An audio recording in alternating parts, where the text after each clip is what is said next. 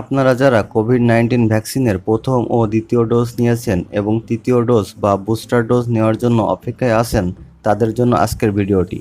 প্রথম ও দ্বিতীয় ডোজের মতোই বুস্টার ডোজের তারিখও রেজিস্ট্রেশনকৃত মোবাইল নম্বরে মেসেজ আকারে জানানো হয়ে থাকে। অনেক সময় মেসেজ আসে না বা মেসেজ আসলেও সেটা ভুলবশত ডিলিট হয়ে যাওয়ার কারণে ভ্যাকসিন নেওয়ার ডেট জানতে পারেন না। আপনারা চাইলে অনলাইন থেকেও তৃতীয় ডোজ ভ্যাকসিন নেওয়ার ডেট দেখে নিতে পারেন। কিভাবে দেখবেন চলুন দেখে আসি।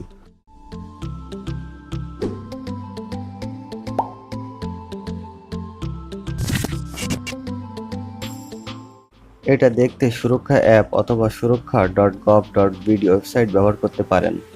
আমি সুরক্ষা.gov.bd ওয়েবসাইট ব্যবহার করে দেখাচ্ছি। অ্যাপ ও ওয়েবসাইটে ইন্টারফেস সেম, আপনারা চাইলে অ্যাপও ইউজ করতে পারেন। প্রথমে একটি ব্রাউজার থেকে সুরক্ষা.gov.bd ওয়েবসাইটে প্রবেশ করতে হবে।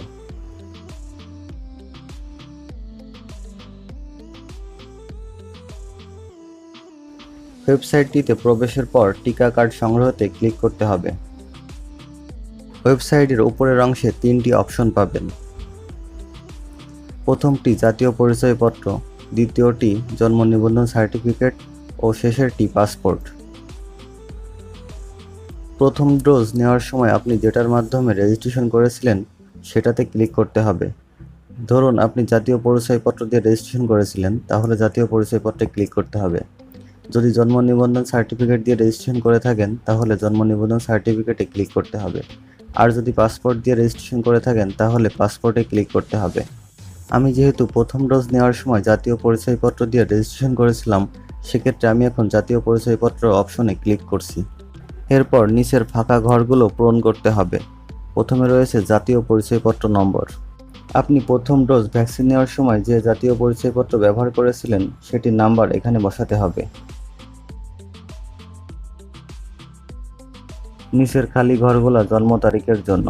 আপনার জাতীয় পরিচয়পত্রে যে জন্ম তারিখ দেওয়া আছে সেই জন্ম তারিখটি এখানে ব্যবহার করবেন।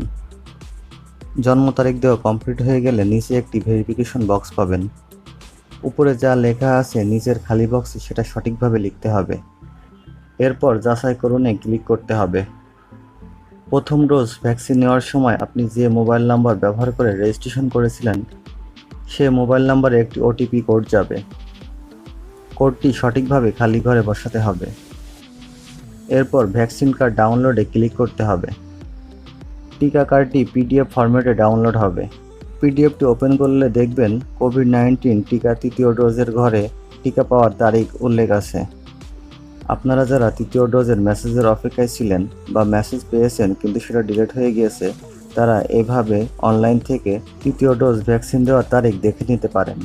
আর যাদের তৃতীয় ডোজের তারিখের ঘরটি এখনও ফাঁকা আছে, তারা বুঝবেন আপনাদের তৃতীয় ডোজ নেওয়ার এখনও সময় হয়নি। হয়তো নেক্সট টাইমে মেসেজের মাধ্যমে এটি আপনাদেরকে জানিয়ে দিবে, অথবা মেসেজ না পেলে অনলাইন থেকে এভাবে চেক করে নেবেন।